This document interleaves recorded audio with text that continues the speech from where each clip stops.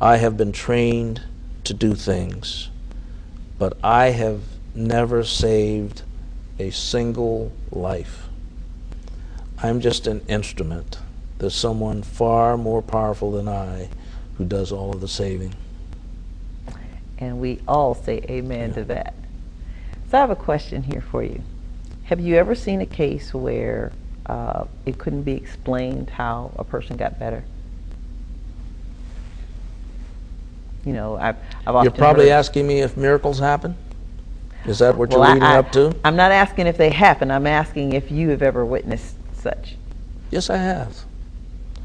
I remember vividly when I first started out in practice, I took care of a gentleman over at Southside who was diabetic, and his left foot was just ulcerated down to the bone. Wow.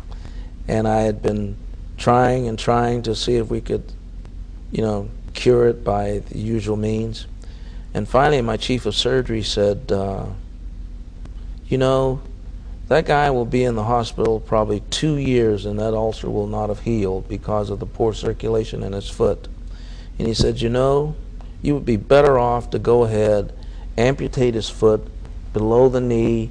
You can put him in a prosthesis. He can be walking in less than a month. And I said, okay.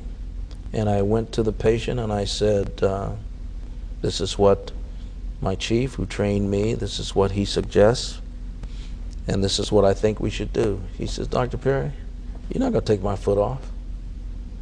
And it didn't happen. He didn't let me take my foot off. He left the hospital. And I happened to be walking downtown about a year or two later, and I heard someone behind me call me, believe it or not, Dr. Perry. I turned around, and you know what he did? He took that foot and he waved it at me. and so something happened. Wow. Something happened. He didn't have his foot amputated, and he made the right choice. Wow. What a story. We're going to take another break, and when we come back, we're going to talk about the business of the healthcare industry. Okay.